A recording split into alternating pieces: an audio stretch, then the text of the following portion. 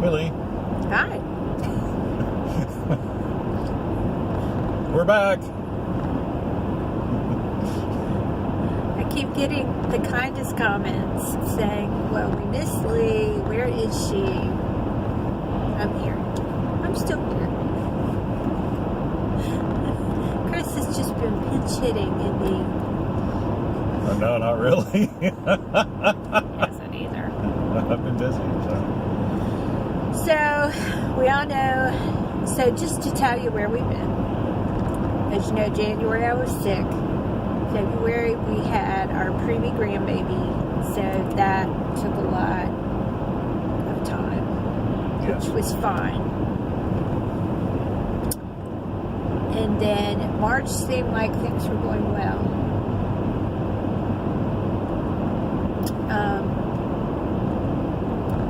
We were getting back into the routine.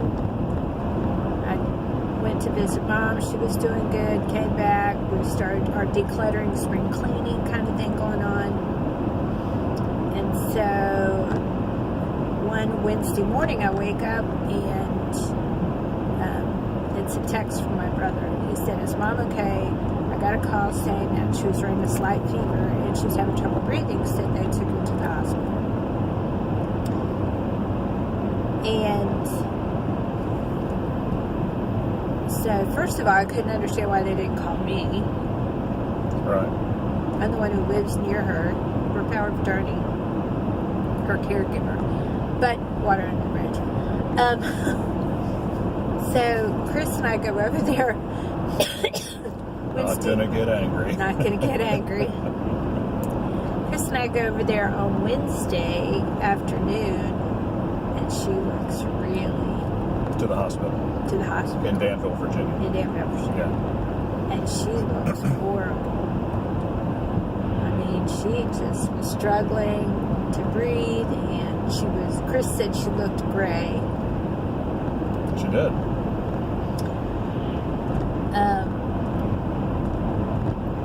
So the doctor came in and talked to us and said that they were going to do a swallow test.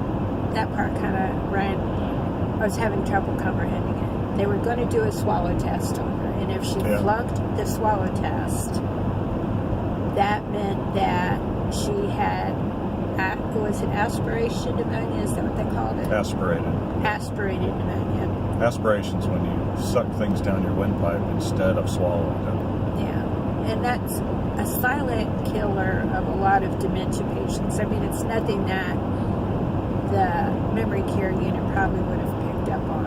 I don't think. I don't know. We'll go with I don't think. Well, they did, so Yeah. it doesn't matter. No, it does not matter. So, on top of that, she has a UTI. And so I call my brothers and tell them what's going on. And Eric, my youngest brother, both my brothers are younger, just really had to process that. So he called us back, I forget what time, and said, "Now explain this again." And so I put him on speakerphone so Chris could explain things to him better than I could. I have a dramatic flair. Hard to believe, I know. And so he said, "Okay, I'm on my way." And he drove through the night from Owensboro, Kentucky to Danville, Virginia. And my other brother said, "Well, I'm going to wait and see how she does on the swallow test." Well, that morning, they had told us that she had flunked one swallow test and that they felt like there was no need to do another swallow test. And what they thought, I don't know if they said it's up to you or whatever, but the next step would be comfort care. They really kind of pushed comfort care, don't you think? Well, there's only two ways it was going to go. It was going to go comfort care at the hospital, or she was going to be put in a hospice and sent to a nursing home. Right. Because Caswell did not have the staff to do anything No. like that. So it was one or the other. So we elected. Or we could have done the feeding tube route, but they said Well, yeah, that would but- happen. 2 months down the road, we'd be going through the same thing because she could not eat, and she was refusing to eat. So we waited. I called my other brother, and we waited till he got there, and we decided. We told them that we all decided on comfort care, and that was just to let it go. And So comfort care is when they put you on a morphine drip and basically make you as comfortable as possible while you die. right. Just to like cut it down to the bare essentials of it. Yeah, they keep you clean, they keep you comfortable. It's just give you as much dignity as is possible in the situation. Right. So Thursday night, Eric and I both got motel rooms, and Joel stayed with Mom because they had cleared out the room. Sova Hospital in Danville, 5 thumbs up. They cleared the room for us. They gave us a hospitality card. The nurses were just wonderful. The doctors were very clear and precise. We couldn't have asked for better care for Mom. And so we come back Friday, and she started really rattling. And the doctor came in and said, well, they said, now, do you want us to move her into hospice care? And the doctor said, I don't think she's going to be with us past today. That was Friday. No, that was Saturday. No, that was Friday. Well, I was there when you said that. Oh, you were there when Yeah. you said that? And that was Saturday. Because I didn't come on Friday. Oh, that's Because right. I had work to do. So That's right. Well, so all day Friday, You lost a whole day. I did lose the whole day. A whole day Friday. So Joel came on Friday.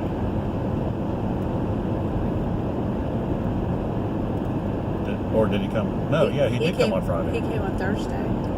No, Eric came on Thursday. They Nobody. both came on Thursday. Wednesday was when we went over there.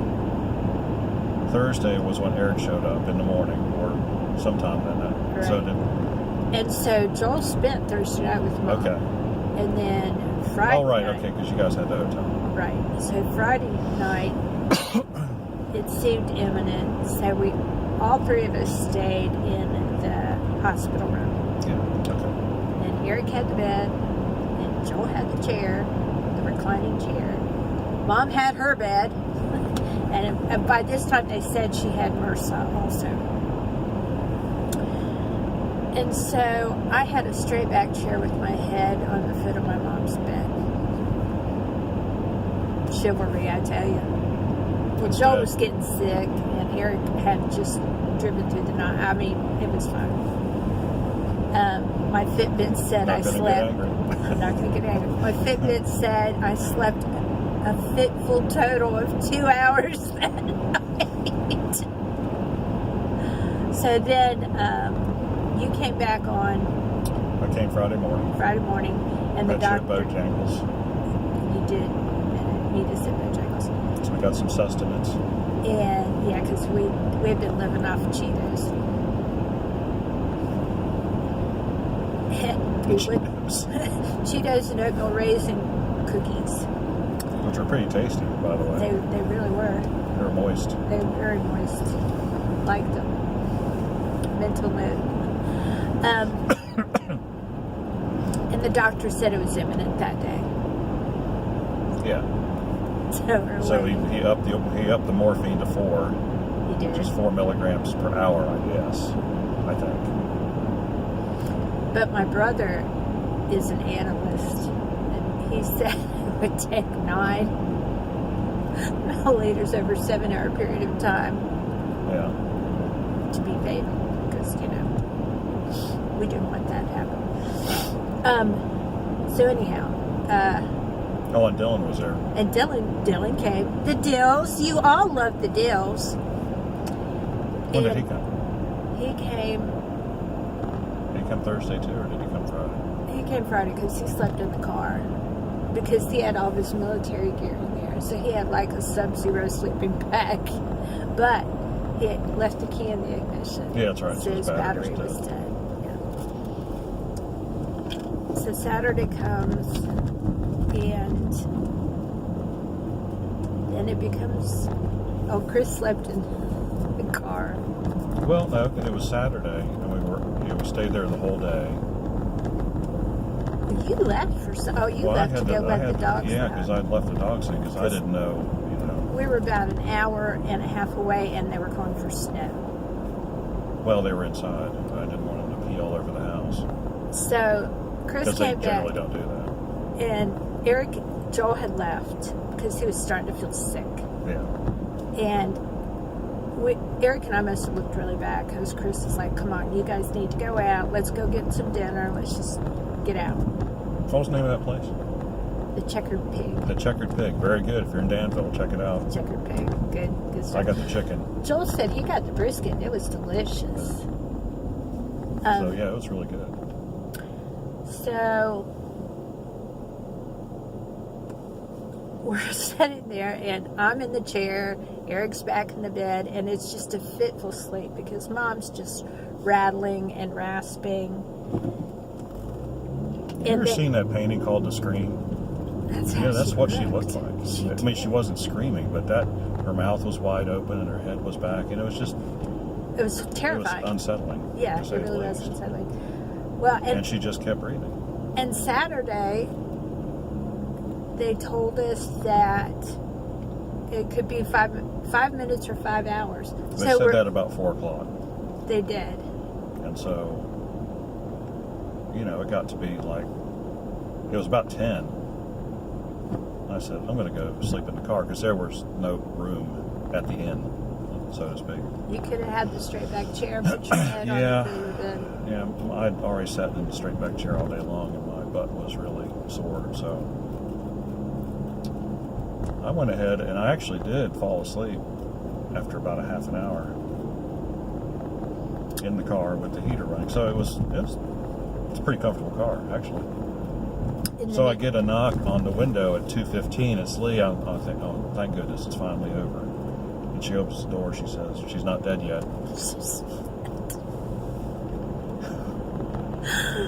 I was like, wow, really? Well, they kept saying, okay, any time now, and we'd all gather around the bed, and we were singing hymns to her. And then her breathing would start regulating again. It's just like... So we went home. My mom's favorite saying, even after she had dementia, was, I'm going to do what I want to do, when I want to do it, and how I want to do it, even in death. Seemed like it. So, yeah, we drove home in a snowstorm. It wasn't a storm.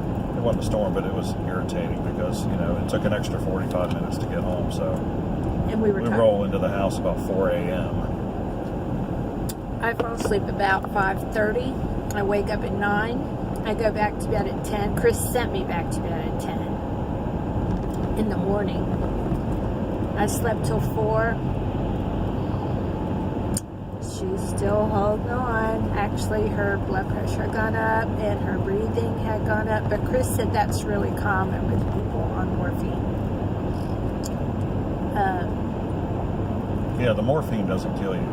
It just